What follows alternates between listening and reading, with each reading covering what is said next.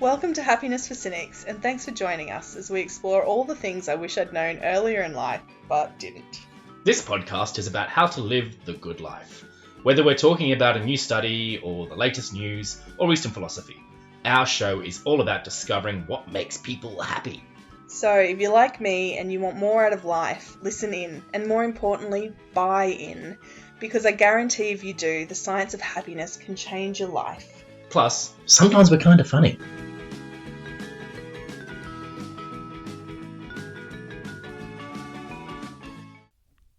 Yay, we're going to talk about one of, I think, a really controversial topic today, aren't we, Pete? Ooh, it's one of my passions, actually, if I was to be completely full on with my disclosure. I'm a bit of a TV addict, Yeah. I always was as a kid, and I like think TV. It's gone into my adult years. Everyone goes, oh, I don't watch television, I just read books. Boring! Give me Disney! I have met, okay. Fair. I have met people who don't watch TV and don't have a TV in their homes.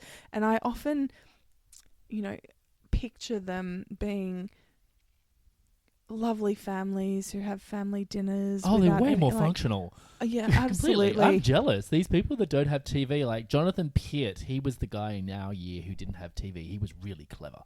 Yep. And he introduced me to Lord of the Rings. There you go. Yep, there you go. So they're reading books and they're listening to podcasts. And they're just expanding their minds and their horizons. And, so and good. We're watching Frankie and Frankie. Grace. Oh my goodness, we just picked the same sitcom. Oh, that's funny.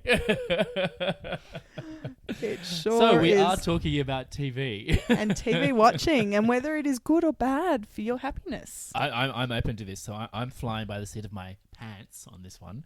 Yes. Because Mari's found some information and some studies on this. Yes, so I put out a newsletter every week, and as part of that I do a lot of reading about the latest news, and we are going to be talking about one article that came out in Medical Express within the past week by Christian van Nieuwenberg. Yes, well done, Muz. Well pronounced. And Kirsty Gardner.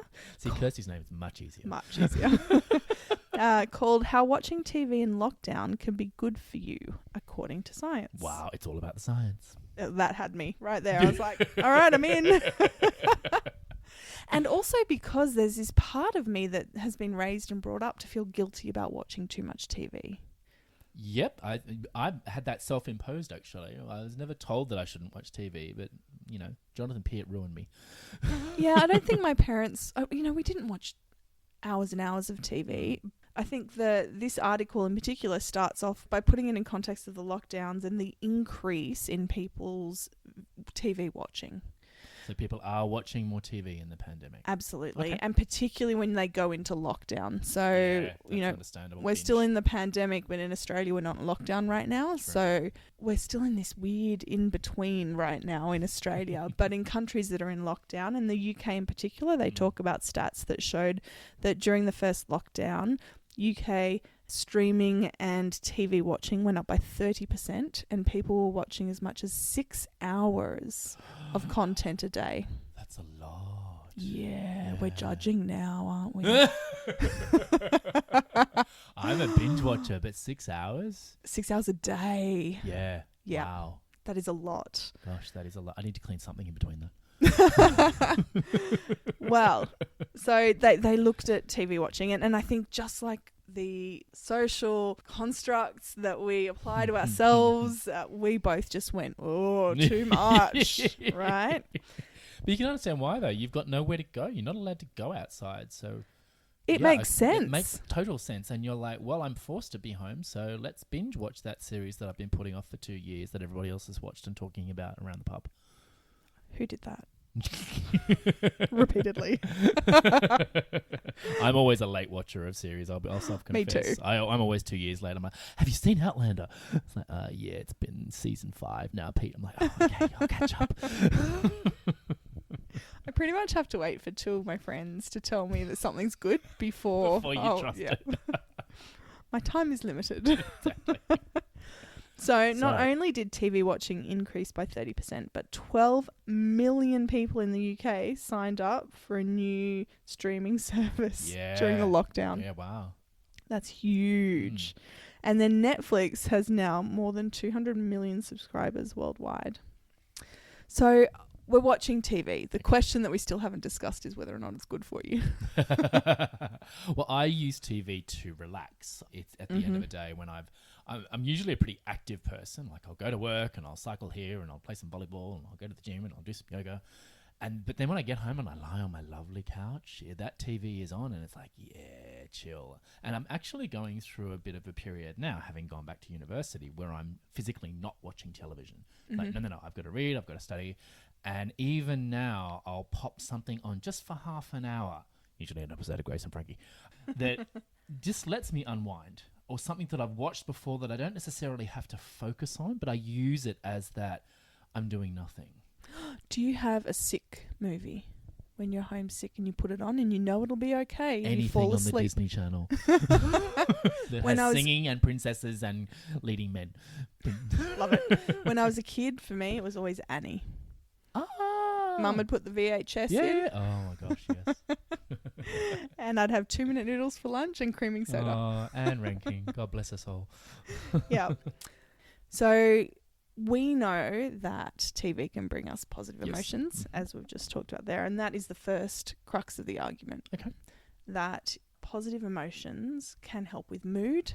Yep. And can help with mental well-being. Agreed. This has been researched by a million different people, including, the father of positive psychology, Martin Seligman. Ooh. So positive emotions are one of the building blocks of our well-being. Right. So it makes sense if we're going to watch feel-good shows on TV that they're going to give us positive emotions. We need the Hollywood happy ending. Yes. Yep. So this is the first lesson. What you watch matters. Don't watch Russian drama. Or French. No Chekhov. Anything. Or maybe no Irish. So it matters what you watch if you want a positive outcome from it, from a mood perspective. Okay. And during a lockdown, we can all use a little bit more positive and a little bit less negative. So if your go-to is war movies or crying dramas, you might want to change, what you normally watch rather than decrease the amount of hours you watch.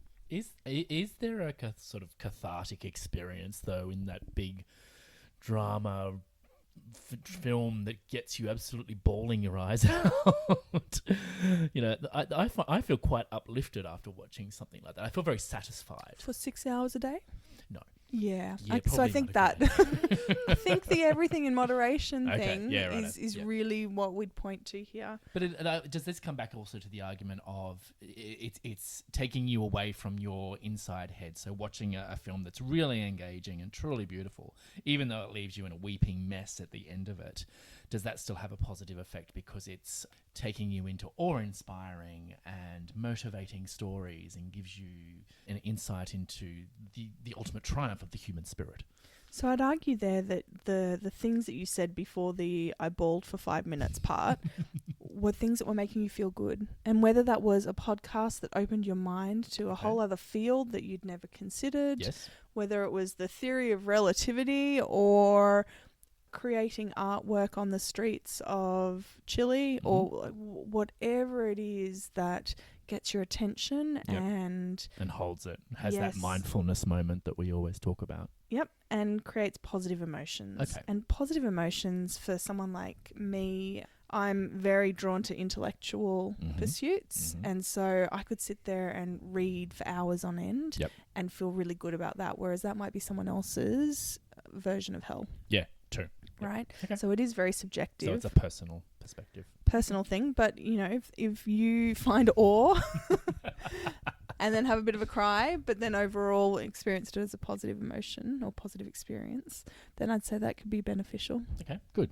Definitely. So Barbara Fredrickson, and again, just coming back to this article because I do want to give credit where credit's due. We are discussing an article. We did not write this stuff. We did not write this. We are just discussing the various parts of this article. So I do not want to be in trouble for plagiarism. Thanks, Barbara. We love your work. So Barbara Fredrickson, as mentioned in this article, talks a lot about, and again, another bigwig in the positive psychology space. I've heard her name, yeah. Talks about how experiencing positive emotions can have a long-term sustainable impact on well-being. So when we feel good, our minds open and our awareness broadens. So we start looking for more feel good. Yes, absolutely. Yep. And this is actually pointing to TV being a really good way to cope with the negative aspects of being in lockdown or COVID more broadly. I'll take that as my excuse next time I'm challenged.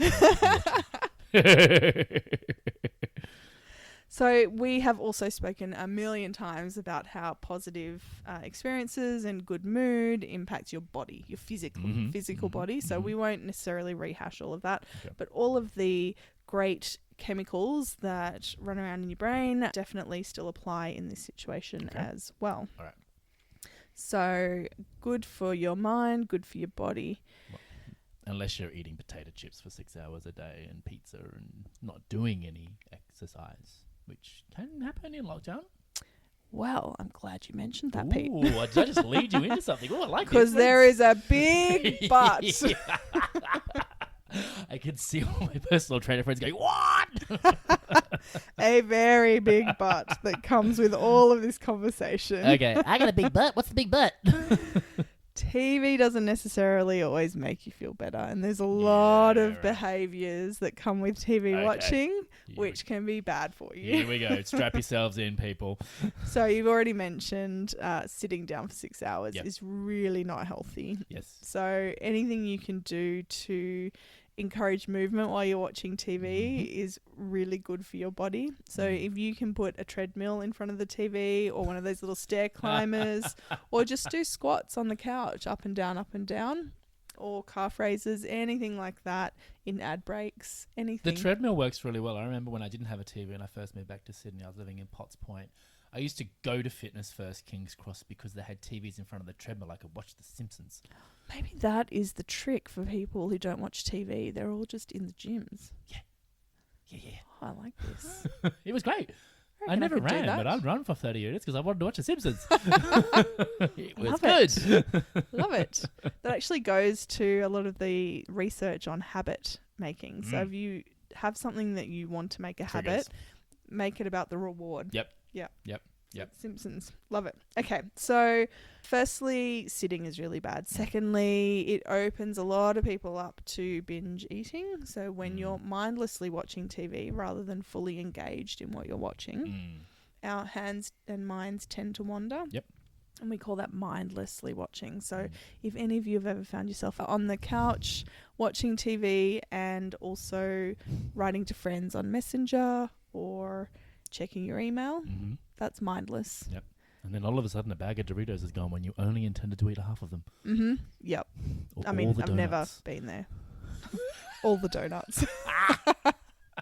Don't know what you're talking about, Pete. I'm laughing. I've seen it. I have evidence. What donuts? Gluten-free ones, of course. Oh, dear. Moving on. Fairy floss. Sweden. Fairy floss is on purpose. Always on purpose. So watching TV mindlessly, apart from the potential weight gain implications of mindless TV watching, that is your danger zone. Okay. So if you are just mindlessly moving through channels to pass the time. The scrolling concept. Yep. So dangerous. And you can do it on Absolutely. devices as well, where if you're just mindlessly scrolling and you're not stopping to purposefully read or purposefully watch, that's first sign, I think, of danger. And the danger here is that you are probably doing that at the expense of other things that are good for your well-being. Absolutely, yeah. So if you're spending hours mindlessly scrolling to fill the hours in the day, you're probably not spending time preparing and cooking healthy meals. You're probably not spending time going out and exercising, socializing with friends, whether it is virtual in the current environment or whether it is actually in person. All of those things are really important. And if we're scrolling mindlessly for endless hours, it often comes at the expense of all those other activities. I couldn't agree more. Yeah. And a lot of people will do this the most with their significant other. Now that intrigues me. all these couples sitting down on their devices and not actually looking at each other. Well, I don't know about you, but I get home from work and I'm knackered. So it takes an actual mental effort not to sit on the couch with my husband after dinner. Now, we make sure we do device-free dinners. Yep. But then after that, it's not like I want to open a philosophy book and discuss I get Kant that. with my husband. No. I understand that, yeah. Yeah, that's so true. it is that relaxed time at the end of a day, and I have an early morning routine, and then I do a 10-hour day at work, Yeah. and then there's dinner, and by the time it's we're all done with all that, exactly. True. But what it does mean is that time on the couch, you kind of feel like you've spent time with your significant other, but you really haven't. You haven't engaged with them. Yeah, absolutely. And that's a really dangerous place for the relationship to get to, is where you are spending time together, but you're not spending quality time together. Sort of explains the whole concept of the Gogglebox TV show, doesn't it? Oh, I love Gogglebox. People actually conversing whilst they're watching something. When I first thought about it, I thought, oh, how silly. I don't want to watch people watching TV. But the actual idea of it is it's actually discourse. And it's families spending time watching TV and commenting on what they're seeing. And you see different perspectives. That's quality time. Yep, and sharing Yep. in the experience. Yep. So that is, again, you could have written this article, I reckon, Pete. That is the next point. If you are going to watch TV with someone else, you can make it a social experience. So don't fast forward through the ads. Actually discuss what you've you've seen. Interact with each other. I like that idea. Absolutely. So I want to ask Pete, if you had to recommend some shows for people in lockdown that will bring them positive emotions. I'm going to show my nerdy side here. Go for it. I got entranced by an ABC TV series called Searching for Superhuman. And it was only a very short series. I think there were 6 episodes. And it's all about the body and our awareness and what we're doing. And I've actually referenced a lot of the research in our previous podcast. It's where I got a lot of information from for a while. I was like, oh, this is good. Oh, this is good. But it was a science program that was presented, and they had lots of interesting interviews and people talking about different aspects of the body and how we're aging and how we can age better and what we need to do in the future and what our current risks are. I found that fascinating. And possibly anything with David Attenborough. Yeah. Well, that comes back to the awe factor that you were talking about. Yeah. And there's another woman, I can never remember her name. She's the animal geek on ABC. What she does is she watches all the Facebook videos of people doing stupid things with wild animals. And then she actually breaks down what's going on. She's like, look, the sea lion was ready to pounce. He went down before he came up and grabbed that Chinese girl and pulled her into the ocean. She's very funny. She's got big glasses and she's wonderful. Love it. Yeah. Love it. For me, there's some great recommendations at the end of this article. They mention Queer Eye, which I love. Yeah. I love all of your HGTV kind of home reno makeover. That's kind teary. of. It is. It's so teary. It is, but in such a good way. And then definitely Grace and Frankie. Ah! I always loved Big Bang Theory. Oh, yes. It's still a go-to, isn't it? It's witty humour that's written so well. Absolutely. Yeah. And Sheldon reminds me of my husband. Can't get that image out of my head now. He's a chemical engineering student. So definitely they're my go-tos. And we in our house have been watching Brooklyn Nine-Nine. Oh, okay. So that brings out some laughs as well. The other thing I've started getting into is podcasts more recently and audiobooks. So definitely, as I said before, I am drawn to learning new things, novel things, and have definitely spent a lot of time doing that I had a during moment lockdown. the other day in the car listening to the BBC World Service. Ooh, nice. That was very interesting. Yeah. You know what I miss about the States? NPR, National Public Radio. They do some really good broadcasting. Yeah, okay. worth checking out. Here we go. All right. Well, on that note, if you find any positive programs, feel free to write in and let us know. Do some research. Go and spend 6 hours in front of a TV. See how you feel. Write about it. Blog about it. Let us know. Yeah, write to us and recommend your TV recommendations for positive emotions. But I think the summary of this article and of everything we've spoken about is it's all about taking control of your TV watching. Yes. So being really aware of your TV watching habits and when they're healthy and positive and proactive and when they're not, when they're just mindless. Yeah. Good options. Yep. So what is the end conclusion? Is TV watching good for us? I'm saying yes because science says so. And on that note, I think we'll finish. Thanks for joining us today. If you want to hear more, please remember to subscribe and like this podcast. And remember, you can find us at mariskelton.com, where you can also send in questions or propose a topic. And if you like our little show, we would absolutely love for you to leave a comment or rating to help us out. Until next time. Choose happiness.